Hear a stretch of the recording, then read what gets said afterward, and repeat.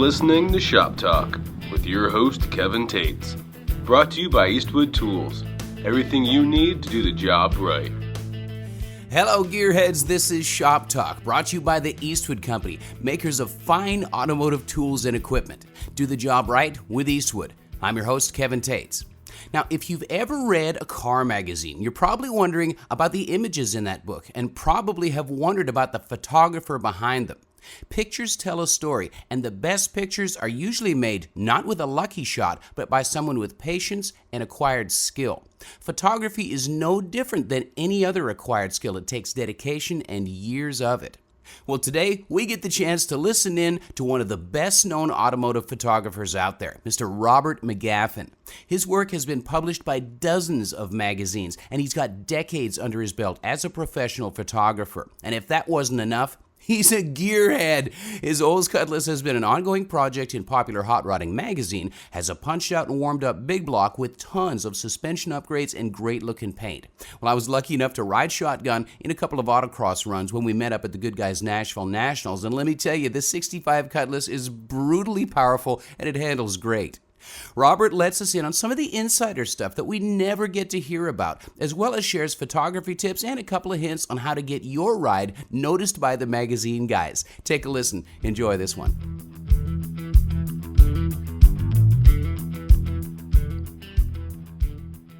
Hey, gearheads, you're listening to Shop Talk, brought to you by the Eastwood Company. Well, we get to answer the question that you've always wanted to know, is how in the heck do I get my car in a magazine? And we're fortunate to be able to talk to Robert McGaffin, a freelance photographer that I know that if you haven't seen his name, you've definitely seen his work. Robert, how are you doing, buddy? Good, thanks, Kevin. Thanks for having me. Oh, no worries, man. It's kind of a thrill to talk to you, even though we spoke at length for almost a full day not too long ago shooting Jaded, and I just wanted to say thank you for the awesome job you did on the photo shoot for that car. It's a thrill, man. Oh, I appreciate it. It was a lot of fun. It's a great car, and it was fun to shoot. Ah, well, coming from you, you've seen the best of the best of the best, so I appreciate the compliment. It's it's my car, so I'm jaded. That's good. But I don't know. It's nice to have somebody else's opinion on it. Things like this, and you're no stranger to car builds either. Things like this live in your brain for so long that when they're finally tangible, you start to second guess direction of styling and all that kind of stuff. And you've got this great Oldsmobile. Tell our listeners about your Oldsmobile before we get into the photography stuff. Tell everybody about your Olds. That's an interesting question, because I've been wanting to buy a car to work on for quite a while, and marriage, kids, and everything else kind of got in the way. And about 4 years ago, I went through a divorce, so I was determined after that was over, I was going to finally get my car. And I had looked with some friends out in Arizona, couldn't find anything that I really liked or wanted or was in decent shape on it, because I don't have the mechanical abilities that you have, so I have to have something that's running and driving to enjoy it, and I figured I'd just add on to it later or change it later, because I wasn't expecting. What ended up happening was I found a 65 Olds, because I really wanted a 66 Chevelle, and I couldn't find one cheap enough, and I came across this Olds for like $6,500, and it was a running, driving, original car for the most part. It had some restoration work done on it, but not very well. And I went over to Michigan about a week after my divorce, and a buddy of mine went over and I picked it up. And shortly thereafter, I sent Johnny Hunkins and Ed Zanke over at PHR. I sent them an email and showed them pictures of what I bought. And I happened to be out there in the spring, and they pulled me aside and asked me if I want to do a project car with it. So it's kind of that's awesome, man. Kind of how it took off. And so it started out as therapy and ended up being something you can turn into a job. Yeah, it was. Yeah, we did all the suspension, brakes, we got Detroit Speed on board and Fair Brakes and Rocket Racing Wheels, and they all kind of pitched in, and we kind of did it. I really wanted to do it in stages, because I wanted to show people that you didn't have to tear it all the way down and start all. You could just do small projects here and there, and then you didn't have to have the mainstream cars. You could have an Oldsmobile or a Skylark or something like that, and still put the same parts on it that the guy in the Chevelle's doing, and still have as much fun with it. And that's one of the great things about General Motors cars is that the suspension components interchange. And, back then, engines, maybe not so much. Door handles, I don't know. But a lot of the big chunks, that you could interchange them. So basically what you're saying is this becomes the template in a couple of different ways. For the every guy that doesn't have a 4-year chunk of time to start and finish a project, that is maybe driving his project, then you can do it in stages. Yeah, that's exactly what I wanted to do. My friend Randy Johnson, when he and I talked about building a car, Randy built some really awesome cars. And when I bought that car, his advice was to put it together the way you want it, and then just leave it alone. I mean, don't worry about it being so perfect or whatever. Just get it running and driving and get it handling how you want. And then at that point, once you've got it how you like it, you can always go back and redo the car, take it apart, and so that's kind of live by that. And well, I think that's a great way to go about it. And one of the things that I regret with Jaded is not spending more time in mock-up and testing the systems before I committed to paint. The truth is I had a stupid deadline for SEMA, and I just didn't have the luxury of doing that. So I'm jealous of you for that. Yeah, everything's been going really good on it. I mean, everything seemed to do as advertised for the most part. We've had to make small changes, but nothing major. So. Well, I don't know if you noticed or not, but on the hot laps of the Good Guys Autocross at the Nashville Nationals, I think you got a couple more buttonholes in the passenger seat from me riding along with you. Yeah, that was fun. The car it's bitching, man. There's a lot of low end torque, and it's a great car. Yeah, it's Sam Racing, who you guys have worked with on the shows, I'm sure. I know they've been on your sister show, Horsepower. And they actually built the motor for the car, and it makes 525 and about 540 foot-pound, like at 4,200. So. Yeah, that's nice. Yeah, that's naturally aspirated too. That's good numbers. Yeah. Well, listen, man. Let me digress back to what I kind of wanted to introduce people that are listening to you. So, if you can give us a couple sentences on what's your background in photography. I actually started out years ago. I started after I got out of school. I went into Chicago and worked as an assistant photographer in the commercial world, and I progressively moved up into a photo position at other studios, and I did that for almost 20 years before I got into the automotive stuff. And wow, I have a friend that my friend Brian Sapp. He's a really good commercial photographer in the suburbs of Chicago, and I worked with him for a couple of years, right as the economy was like tanking back in 2000. And he's done stuff for Billet Specialties and Autometer and Bosch, and he's been working with them for years. And I think he's worked with Billet since Glenn Grozich started the company. And so I was, he's a gearhead. He had a really nice 69 Camaro convertible that he restored. I think it's going on 18 years, and it looks like it's showroom fresh.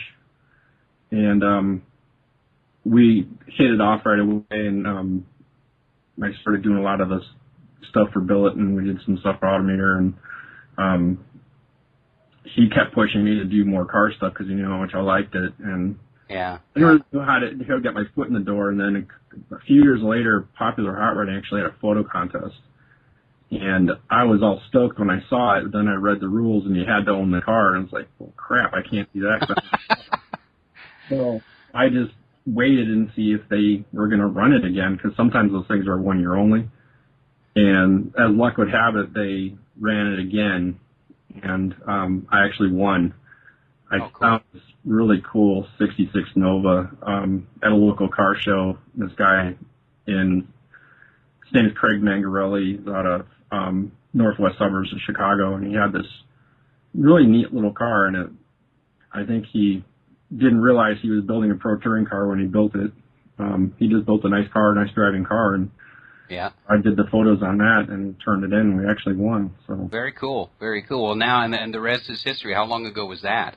that's going on 7 years. Wow. Now, I've seen your work in hot rod, in popular hot rodding. What are some of the other books that people would see on the newsstand that your photography, your automotive photography is in? Yeah, right now I'm on the cover of PHR right now. I've got stuff in Street Rodder Premium, and I think Street Rodder right now, GM High Tech, classic trucks, custom classic trucks. I've done some stuff for baggers. I've done a lot of work for a lot of the shops too. I work with Roadster Shop quite a bit, and I'll shoot a lot of their product and the chassis, and I do a lot of stuff for Rad Rides by Troy, and I just shot some more product for Ring Brothers, and I just started working with Viking Performance. They're a new company that makes really cool shocks. So I just got done shooting their entire product line a couple weeks ago. So you get a lot of this work by referral, I guess, don't you? Yeah, I mean, I run into people and we start talking, and a lot of people don't realize I have this commercial background. And my buddy Brian allows me to come in and use the studio when I need it, when he's not too busy. It's nice because I can either barter, if there's something I need for my car, I want to do something, or if I can do partial trade or whatever. I've done that before with some people, and it works out for everybody. Yeah, I've done that too, and it does work. It actually, I find that it makes good friends too. As long as nobody screws anybody over, you end up becoming great friends with some of these people that you're bartering. Yeah, that has never been an issue. So it's always worked out really well. And I try it, and if we do a barter trick, a treat, I make sure that their stuff is, if it's on my car or something like that, make sure people know about it and where it came from. And yeah, well, we have to be, and I'm not shy about admitting that I've had help in the past just from some of the associations that I've made, with my car and with writing tech stories, and sometimes we get to keep the parts, and you got to reciprocate. Yeah, I mean, I've really made really good friends with a lot of companies, especially with DSE and Bear Brakes and stuff. Kyle and Stacey have been awesome for me, and they've been really helpful, and they're just great people to begin with. And the guys at Bear have been the same way. It's just been a great, relationship, and I try to, I just do what I can for everybody that does help me. I know I get a lot of help from Roadster Shop. They help me out with my car a lot when I don't have time or I can't do something, and they've got a little bit of time and space. They are gracious, and they help me out usually when I need it. So what's interesting is the three companies that you just talked about, Robert, Bear Brakes, Roadster Shop, Kyle and Stacey Tucker from Detroit Speed and Engineering. Those companies are at the top of the heap. They are leaders in the automotive aftermarket. And what's so interesting is you get companies like that don't have to be nice, arguably. They built their reputation, but they're awesome people. And it seems like when you find somebody that has a core of integrity, that typically you peel back the layers and they're just incredible people, and you immediately call them friends. Do you find that a lot? Oh, yeah. I think in the car community as a whole, no matter what your genre of vehicle it is, I mean, I go to a lot of the Pro Touring events, and if somebody breaks down, there's like 5 or 6 other guys who are basically competing with each other, and it goes for the vendors too. They will lend a hand whenever possible, and I just think that's the one thing that's missing, and I think in our current world is the sense of community, and I see that more in the automotive industry than any other that I've ever worked in. Amen, my brother. Absolutely. I see it all the time, too. So the rest of the world, if you're listening, take a note here. Borrow some wisdom from the automotive hobby guys in the automotive aftermarket. There's a whole lot of really, really great people. Well, I wanted to ask you also, I know you've had a commercial background for a long time. Did you start shooting on film? Oh, yeah. Yeah, I miss film, actually. I have this... I tell people I have a love-hate relationship with digital media because in a lot of ways, digital media has enhanced what we do, and it's hurt what we're doing too in a lot of ways. And I guess that the biggest thing is the instant gratification you get when you're shooting stuff. Instead of shooting 20 rolls of film and hoping you get something, at least you can see what you're getting, and that is kind of a time saver. But as you well witnessed, a photo shoot will last depending on the length, or depending on the shoot and what we're trying to accomplish, it could go anywhere from 4 to, I've shot as long as 10 hours, because if we're doing like a specific cover or a 2-page spread and you have something you really need to set up on top of the feature, what people don't understand is it's not like you pull the card out of your camera and throw it in a computer and just ship them off somewhere. I spend anywhere from 4 to 6 to 8 hours going through the images and correcting them and making sure it's what I saw and not what the camera saw, because I don't trust anything the camera does. So. No, and on top of that, I mean, I remember you saying for Jaded, you took over 1,000 images. Is that correct? Yeah, well, there are not 1,000 different images. What I'm doing is I'm bracketing, and I usually take a bracket of 3 to 5 images per shot, just to make sure I've got the exposure, because I don't have the luxury of, driving 8 hours to go back and reshoot something, and you don't have the luxury with your schedule to have somebody like me come back and reshoot. So I have to make sure that it's shot correctly, and just a little bit of variance in exposures that I do to make all the difference. And just because, it's on a computer, you can adjust that. Well, not really. You have your parameters on a computer too, so it's like you want to make sure you get the best image first, and then it makes it faster actually to go through and do whatever color corrections, and it's actually very easy to overprocess. I've seen that too many times. And well, I've got a bit of an analogy. I used to be in the music world, and I was around and trying to do it professionally when everything switched from analog to digital, and it revolutionized the world, and it made a lot of purists really, really angry, because there was a warmth that was lost switching from analog to digital. And some people think it's better, some people still hate digital. What? And I'm good friends with Donald Farr and some of the other guys that are magazine editors and shooters, and they miss film just like you do. So is there something that's lost in the transition rather, from film to digital? Is there a warmth that you can't get back? There are certain, I'm not going to name brands, but there are certain camera brands out there that I've used that to me are just too perfect, and it's just too, the colors are too saturated. It's too digital, in other words. It's another way of putting it.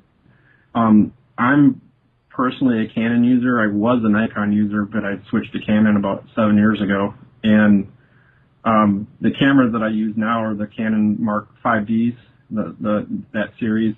Mm-hmm. And when I bought this 5D originally, when I started testing it, I was amazed in how film-like it came across to me. And I've got the Mark II, and I know a good friend of mine who's a shooter in Texas has a Mark III, and the files keep getting bigger and better, but they don't lose that film-like quality about them, which is the one aspect I really miss, because the different films was what gave you, the feeling or the warmth or whatever, and that is something that I do miss. Well, let me ask you a question that may be kind of difficult to answer, and I won't ask you to name names or brands, but if you can give a dollar range. Okay, say there's a guy that's doing a car. He doesn't know really anything about photography other than how to do basically framing a still image. What would you recommend to somebody that maybe wants to document the progression of their restoration, or take a few pictures for, just for keepsakes on the build of his project? Give us a dollar range for what should we spend on a camera that's going to get us good images within a decent budget? I think if you're 500 and up, I think you're in good shape. I know that sounds like a lot of money, but when you start getting there are a lot of little cameras out there like $150, $200, $300, and you can actually get into a real basic a DSLR style camera. It's not, that looks like a DSLR that, are pretty decent, but I still think if you're gonna be a little bit serious about it, you should put a little bit of money into it. I think that's probably a good starting point. Yeah, yeah, and it might sound like a lot of money, but man, you just really notice the difference in the quality of the images and the ability to do nice tight shots and the nice saturation. So, well, thanks for that, and I'm sure there's guys out there that really appreciate it. Again, we're listening to Shop Talk, and we're talking with Robert McGaffin, photographer extraordinaire, and to boot, he's a gearhead. So, thanks for spending some time with us, Absolutely. Robert. Got a couple more questions. Stepping on your words here, I'm just giddy. I'm like a fan. I stalk this guy on Facebook and see what he's shooting next. Well, what was funny was I've known, I've watched your show, and I've seen I've known Joe for probably 6 years, Joe Elmore. And what was funny is, like, last year when you and I talked in Nashville, and you were talking to Ring Brothers, and I went over to say hi to them, and I waited for you guys to finish your conversation, and you turned to me and you go, "Hey, you're Robert McGaffin, right?" And I went, "Yeah." I was a little bit shocked by that, because I'm like, here I'm supposed to be the fan, and well, it's the Mutual Admiration Society. How about that? That's good. Well, it's I'll take interesting. that. You know, you and I are in really. I forget about it sometimes, but we're in a position in the industry that we just cross paths with a lot of very cool people, and it's a privilege. I know you consider it the same, to call some of these folks our friends, and we don't take it for granted. I know you don't, and I don't as well. But it's still a fun gig, and I know you travel. I see your schedule that you put on Facebook sometimes, and good gosh, my friend, you're traversing multiple states in a single day sometimes. Does it ever get old for you? Yeah, this year was actually the heaviest schedule I've had in the last 2 or 3 years in terms of the spring schedule, which is, I guess, and I look at it as a blessing in the same way, because obviously the folks at Source who I work with, they appreciate what I do, so they want me to help them even more. So and I've made some really good friends with the editors. So it's been a busy season, but it's been good, and actually been good in a way, because I actually this year I created some new friendships, and I rekindled some old ones. And ironically, the old one was friends of mine that I lost touch with after a photo shoot that I shot their car back in, it was like 5 years ago, and they actually live in Nashville, so I get to see them quite a bit this year already. So I've had. Well, I know the editors they're hardworking folks, and that's a tough gig, man. Those guys work their buns off, don't they? It is tough. They have a lot of pressures and deadlines. It's an ongoing thing, and that's kind of where I was glued to my computer today because of a deadline I had from a shoot I did just last weekend, ironically in Nashville. So. Yeah, and I was stuck working on Jaded, and I couldn't come out and say hi to you, so sorry for that, but cars are never done. Well, listen, man, I know people that are listening are dying to know. If you could grace us with a couple of tips on what it takes to get a car into a magazine, to get it noticed at a car show. Now, it's a given that it's got to be somewhere. It's got to be visible. It's got to be where people collect and, for instance, some of the good guys shows. But give us a couple of, just some of the high points of what makes a vehicle stand out for you or one of your editors to notice and maybe want to go a little further and take some shots. That's kind of a hard question to answer, because it could be just about anything. I mean, it's been weird this year because there's been so many really cool cars, and I mean, I've shot some stuff that there might be like guy maybe have $10,000 in it, including the car, but it's a really bitchin' car. Yep. And usually the story behind it is kind of the key to it, and I just think I think you're going to start seeing more and more trends to events like the FM3 puts on in the American Street Car Series, where the guys are going out and using their cars. I think you're seeing more and more of that, and I think that's what I've seen a shift in even the magazines. They want to see the cars that are out there, and they want to see them being used, and I think that's kind of the key right now. It's just get out there and have fun with them, you know. Well, and that goes hand in hand with this current trend of, if you want to call it pro touring, if you want to call it show drivers, whatever. But guys are getting in their cars and they're driving them. And, you know, to the point that you just made, just because I've got a TV show doesn't mean that I'm a shoo-in to get my stuff photographed. It's not about that. In order to get it into when Johnny Hunkins came over to me at Good Guys Nashville, and I was lined up to get in the autocross, and I think I'd already done a lap, and he came over and he said, "Well, you drive your car, you're serious, you drove it to the event, you're the real deal. You'll probably fit in our magazine. Let's talk about doing a feature shoot." In the first place, it was a lifelong dream that I've had. It was a thrill to have, and I didn't take it for granted. And that told me, at least with popular hot rodding, what you guys are looking for, and which makes your point exactly. You know, I'm the example of that. Just because I'm a visible guy doesn't mean I'm going to get the red carpet rolled out for me. They wanted to see some tire smoke, right? Yeah, they want to see stuff. You know, if you spin it, even better. So just don't hit the K-rail. Yeah. So to our listeners, the guys that are listening to Shop Talk right now, get out there, drive it. Don't be afraid of it. There's more paint than you can. But I think you need to. One of the things that just because there's that pro touring stigma to it, I don't think it matters what kind of car it is. You know, I've got a buddy here in Chicago that has a 32 Ford that he bent camber into a straight axle car because he wanted to be running with Kyle Tucker in a 32 Ford, you know, and the guy got really good at it. And, you know, I'd love to see that car in a magazine somewhere sometime because it's just, he took it, it's my friend Donnie Friese, and he took it apart one winter. It's a fiberglass bodied car, but he fabricated a steel floor to stiffen it up. And he's done all this stuff to make this car handle, and it's a pretty cool ride. I've had the luxury of riding with him a couple of times, and that thing is pretty wild. It does do what it's supposed to do, and he's really good at it. So he actually heated up the solid axle in the front and bent some camber into. I'm not sure if he did that or if he used. I think he said he used a press, and I don't remember exactly. But either way, that's monumental, man. That's dedication right there. Very cool.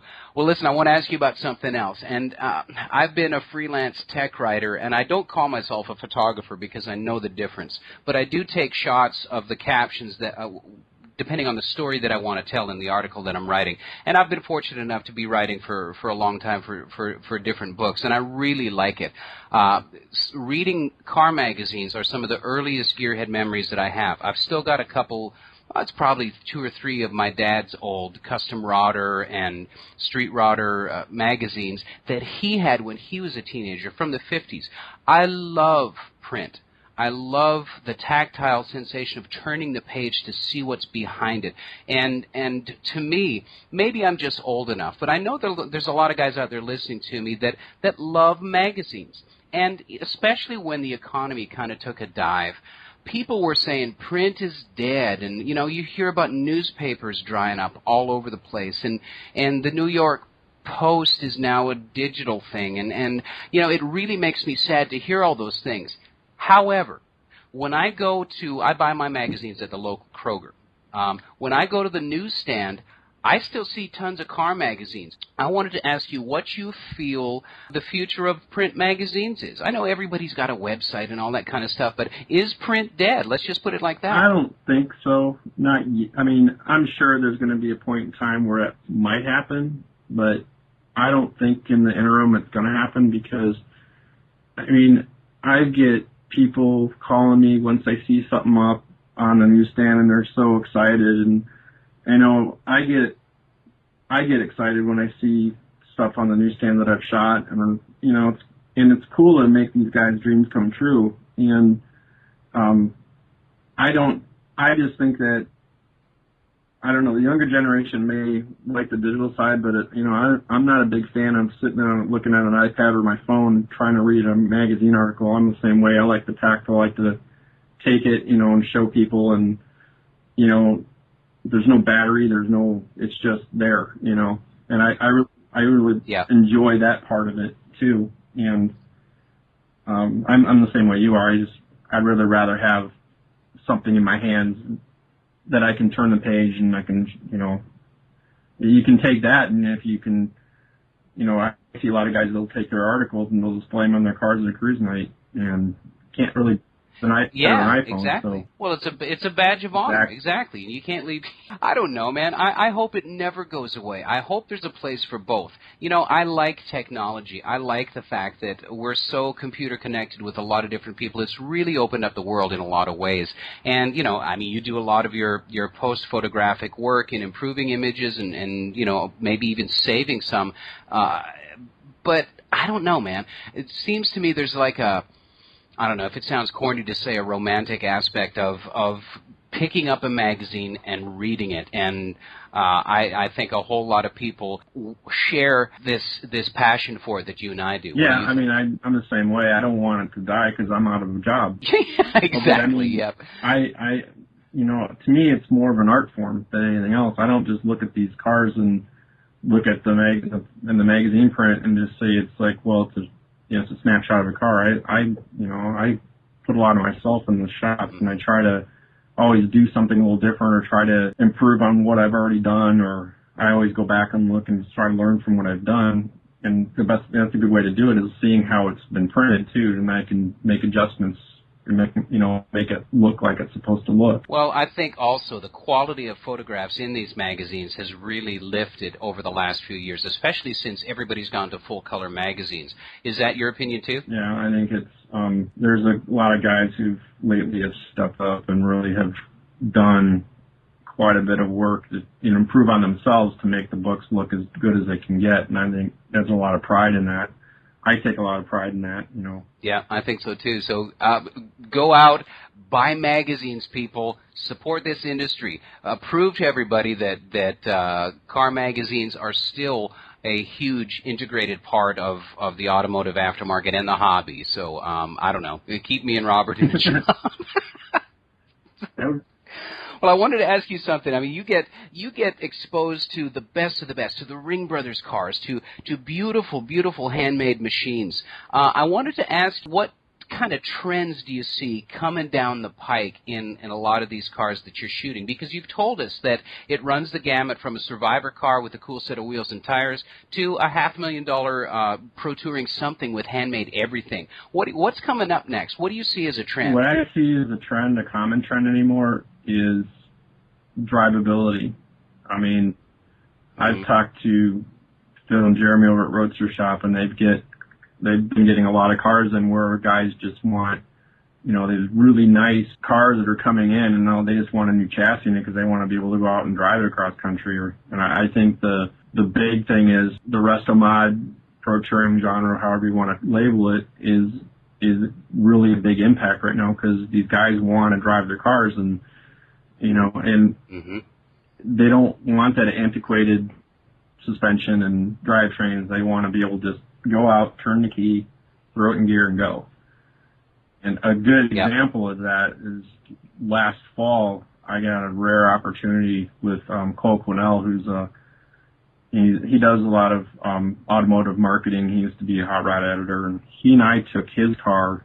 He has a '66 Chevelle, and we drove that from basically Detroit to Vegas, and we did it along Route 66. Oh, that's the medium blue car. I read that. That was a cool piece, man. Yeah, that was a lot of fun. And we spent 8 days on the road. We drove mostly the back roads, and we only had one small problem with the car the entire trip. And it was, it's an LS base, a stock chassis car, but he's done some modifications to it to get a 335 in the back. And it was no AC, no windshield wipers, no heater, no nothing. And fully caged, it was a blast. We had so much fun, and we tried to post as much as we could on Facebook, and it ended up I couldn't believe the response we got once we got the SEMA on it.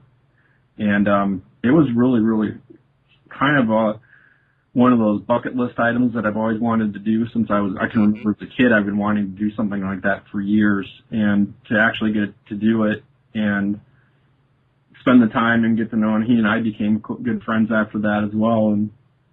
And that is a testament to the modern drivetrains and everything else. You get in the car, you start it up, and you go. And it gets 20 miles a gallon. It's a 500 horsepower car. So, I think more and more people like yourself and your buddy are doing this long haul to SEMA or a long haul to a West Coast event. Yeah, like Brian Finch and Bill Howell and all those guys in the American Streetcar Series. They jump in their cars here in Tennessee and they drive to Las Vegas, compete in the Optima Invitational Street Challenge, and then they drive home.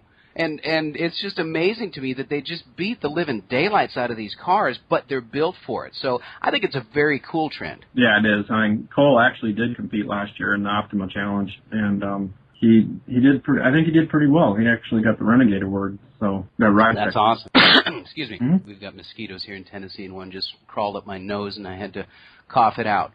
I hope you did. There we go. Yeah. All right. We've got a loud crowd in the house. But so let's get back to you. When did you first realize that you were what we commonly call a gearhead?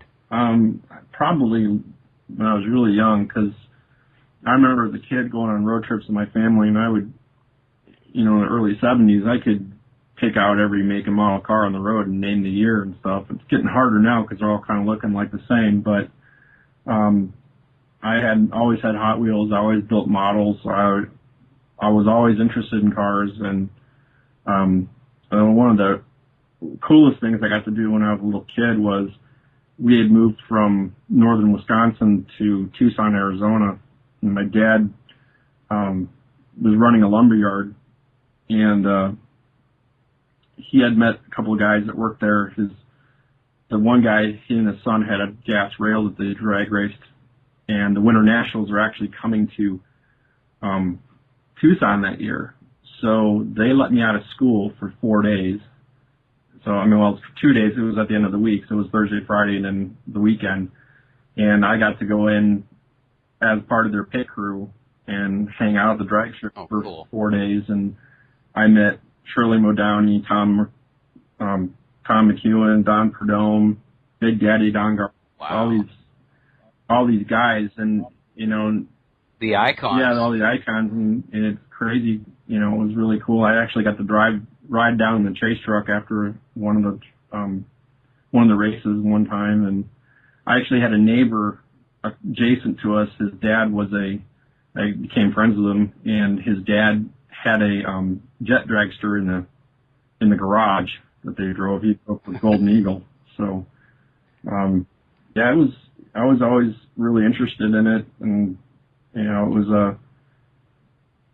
it took a long time for me to actually. It kind of just for a long time. I just kind of like, yeah, this would be something cool to do someday, but it'll never, I'll never see it, or it won't happen, or maybe someday kind of deal. And then I really have to give my friend Brian Sapp a lot of thanks, because he's the one that really pushed me to take more of an interest in this. And I don't know if I would have done that photo contest if it hadn't been for him. And yeah. So it really kind of launched what I'm doing now, which has been a lot of fun. Well, you seem like a pretty much of a hands-on guy. You were turning wrenches at good guys, and I expected no less. I saw the dirt under your fingernails. So you're definitely one of us. I put on a good show.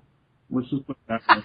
No, I was actually making some ride-out adjustments, and I was asking Kyle Tucker. He was nice enough to help me out a little bit, and I just asked him. I was just trying to ask him questions. Next thing I know, he's under the car. So I was willing to do it myself. Oh, wow. But there's a lot of times where I just don't have.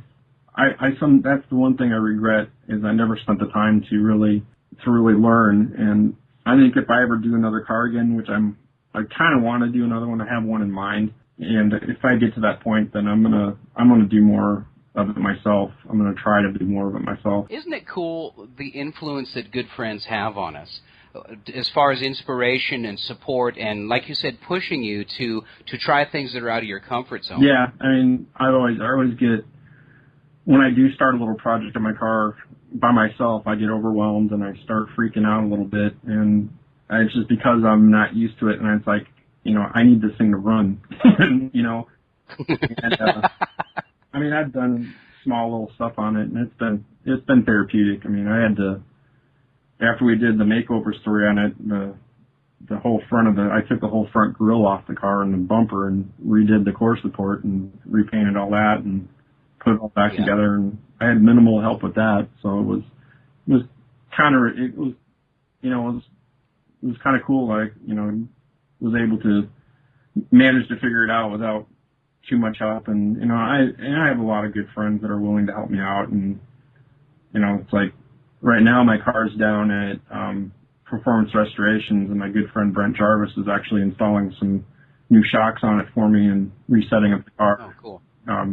He's really good at car setup, and he's actually the one that did the majority of the work for the project car when we had it down, when we started doing suspension and brakes and a lot of the mechanical work. He put the engine and drivetrain in it, and so yeah, I was lucky that he was able to spare a little bit of time to work on it for me, because I've just been, as you know, I've been all over the frickin' place lately, and with deadlines, I haven't been able to even touch it, so it was good that he was able to do that for me. Oh, I got a funny story about our photo shoot. Okay, so people that are listening, and by the way, we're talking to Robert McGaffin from McGaffin Digital Photography on Shop Talk today. So when we're getting the famous burnout shot for the popular hot rodding shoot, and we're on an off ramp just off of an unnamed highway in Tennessee, and it's one that we typically tear up the roads for when we do our payoffs on the TV shows. But we're sitting there, we're staging the car, we're getting the light just right, and Robert's getting his angles, and I'm sitting in the car waiting for somebody to flag me to dump the clutch and get some tire smoke going. And so we did all of that, and everybody, we're looking over our left shoulder for Johnny Law to come around the corner at any moment and give me a big giant fat expensive ticket. But thankfully that never happened. But the guy that was riding with us, our buddy Steve, he gets a phone call from his boss that, of course, this was after work hours, because with the TV studios we have, say 30 to 5:30 work hours. So we're out there after work hours, and Steve gets a phone call from his boss, says, "Are you okay?" And Steve said, I'm okay. Why? And he said, "Well, I saw your Jeep on the side of the road, and it looks like it was on fire. There was so much smoke in the air." That was funny. Or how about the guy that drove up in the minivan to watch? Oh, I thought he was undercover or something like that. I just want to watch. So on that note, have you ever had a weird situation come up on a photo shoot when you're trying to get something real creative or arguably illegal? Nothing really illegal other than just trespassing, but that's kind of like but the thing that always happens to me that I used to do, I still do, I have this rigging setup that I usually mount to a car, and where you get those real tight wide-angle shots of the car, look like it's going 100 miles an hour around a corner, kind of thing. Very, very cool images. Yeah, those are just, they're fake, but, I have this rigging that I mount to the car, and I have the camera hanging off the end of that, and I walk with the car, and the car's usually just turned off, and somebody's either pushing it or it's rolling down the hill on its own, under its own weight. Right. And we could be in the most desolate place in the world, and I pull that thing out and attach it to a car, and there's somebody right there. I mean, I was in the middle of this farm road all day long. There was not a soul for like 3 hours. The moment I put that thing on the car, there's traffic everywhere. And I don't know what it is about that thing, and the thing that drives me nuts about it too is that a lot of people, I understand they want to see what's going on and stuff, but they don't pay attention either, because I've had that thing almost hit off of a car a couple of times. Oh my gosh, that's not a cheap camera to replace either, is it? Well, not only that, but this is an 18-foot aluminum pole that's magnetized to the bottom of a car, and it's, if somebody hits it with their car, not only going to damage their car, but what's it going to do to the car that's attached to, Wow. I could care less about the camera. That's got insurance, but when you're talking some of these real expensive cars are just the guy's, toy that he's sweated over for years, and, I don't want anything to happen to it. So sometimes it'd be nice if the public was just a little bit more cautious of it. I mean, I've been at car shows. I was at Good Guys Scottsdale a couple of years ago, and I was shooting a pickup for Custom Classic Trucks, and I had laid some reflectors on the ground, and people are walking over looking at the truck, standing on my reflectors, and I'm like, really? Wow. Yeah, so it's, those things, that's a couple $100 a piece for those things. We've talked about your Oldsmobile a lot. How would people that are listening that are curious about it, because it's an awesome car, and by the way, I love the wheel choice. I had those on Jaded for a while, but they wouldn't fit with the custom stuff I had. I wanted it, for whatever reason, I had to take them off, and I hate that because I love the wheel style. But if somebody wanted to find images of that car, how would they go about doing that? On my Facebook for McGaffin Digital Photography, I have some images there. I've got a build thread on ProTouring.com and LateralGNet, and then there's also, you can also search Popular Hot Rodding Magazine's website. There's a bunch of tech on that car. And I highly recommend you go and seek out Robert's images. And I know that now that you know a little bit about him, you're going to look at some of these car magazines on the shelves, and you're going to look at the byline and see who took the pictures. And if you dig the photo, I know you're going to be looking at Robert McGaffin's name in there. So thank you for your work, and thanks so much for the awesome job that you've done on Jaded. I can't wait to see some of the finished product. No, thanks. Thanks for building a cool car. So give me something to do. Oh, for sure. Well, we're going to have to swap keys one of these days. Absolutely. But, is there anybody that you want people to know about? Have you got a website that you're working on, people that you want to push towards a certain magazine? You talked about some build threads with Lateral G. Anything else that you want people to know about Robert McGaffin and your line of work? Yeah, a lot of people really want to track me down, they can go to the McGaffin Digital Facebook page, and I also do a wide variety of things, not just cars, but if somebody wants just some really cool pictures of their car just for themselves or something like that, they can contact me through there as well.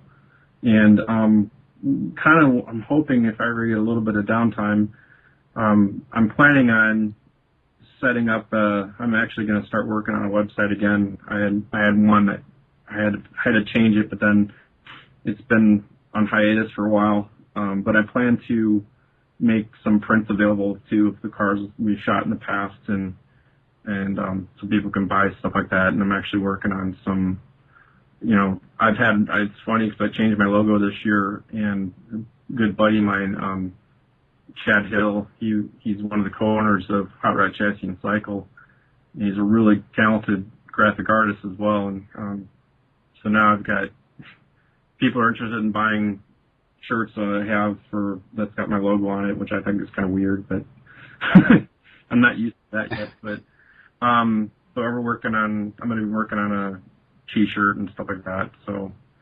Oh, cool. Cool. Or hopefully we'll get this stuff going pretty soon. So. Well, very good, my friend. Well, I just wanted to thank you very much for spending some time with us this evening, and talking about what makes you tick, and shared some of the fun stories about some of the great access that you've got to not only unbelievable vehicles but unbelievable people. So thank you so much, Robert. Man, thanks for having me. If I could just, if you don't mind, there's a couple people I want to thank. Absolutely, yes. A lot of people, there's probably too many to list, but Source Interlink, the family over there has been just awesome. And Ed Zinke and Johnny Hunkins, Nick Licata, Henry De Los Santos, Wes Relishak, Ryan Manson, all those guys, Brian Brennan, they've just been really good to me and real. They're definitely probably the best people I've worked with in a very long time, and I owe them a lot. And a lot of my friends, Phil and Jeremy Gerber, Randy Johnson, Kyle and Stacy Tucker, Rick Elam over guys at Bear Brakes. Everybody's just been super cool and willing to help me out when I need it. And I just really appreciate everybody's friendship and willingness to want to help and work with me. It's been an awesome experience so far, and I'm hoping that this keeps growing. So. Well, I think that it will, Robin, and I've said this before, but I love the quote, a man is measured by the company that he keeps, and I have to say that spirit that you're saying that all these other people have shared with you, you have that as well, and when I was bugging you, asking you about lighting techniques for photography and all this kind of stuff, you were working your butt off, but you took the time to talk to me, and it's not just because we're friends, it's because you have that in you. You have the heart of a teacher in you, and you're not to have a reciprocal smoke blowing contest here, but you are that guy. You're the guy that's willing to share, man, and that, I believe, people sense that in you, and I think it's just a natural thing to where you are that accessible guy, and people just give it back. So, congratulations for that. Thanks. Yeah, I got that instilled in me pretty early on in my career, because I got lucky too when I started the commercial field. When I was an assistant, and there was a lot of photographers who really took me under their wing and were willing to show you. And I did actually question them a couple of times about why they would spend so much time, because I could potentially be competition for them or whatever. And they just see it as they're just trying to pass the torch, really. So, absolutely. And I think that's really important that, that this craft that we have, no matter what kind of media you're using, doesn't go away. I think it's important that, there's a craft, it's still a craft. It's still craftsmanship, even though I'm using wood versus metal or paint or whatever. So. And there's a wonderful quote that my wife actually uses, and I learned it from her. And it's just because you give it away doesn't mean it's no longer yours. And she's a teacher as well. So if anybody listening ever sees Robert in an event, go up and say hi, shake his hand, tell him hello, and don't be afraid to ask a couple of questions. Of course, he's working, and be respectful of all that stuff. But I'm telling you, man, if you want to talk to somebody that's not only fun to have a conversation with, this guy might be able to pass on some cool tips to you. Well, I appreciate that, Kev. Your wife's wife's a very intelligent woman. She is. But anyway, well, listen, my friend, thank you so much, and we appreciate you. And people, you're listening to Shop Talk. I'm Kevin Tates, and we are brought to you by the Eastwood Company, makers of fine automotive tools and equipment. Talking to Robert McGaffin, photographer extraordinaire. Watch for his work on your local newsstands. And thanks again, Robert. Thanks a lot, Kev.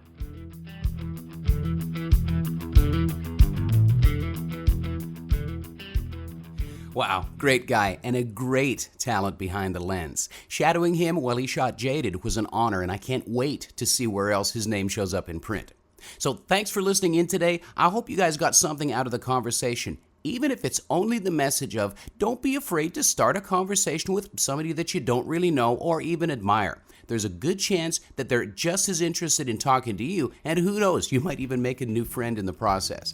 For now, thanks for listening to Shop Talk. I'm your host, Kevin Tates. See you down the road. In the meantime, check out everything at the Eastwood.com website. Eastwood has what it takes to do the job right. And you know me, I like to do the job right. Thanks for listening to Shop Talk. I'm Kevin Tates.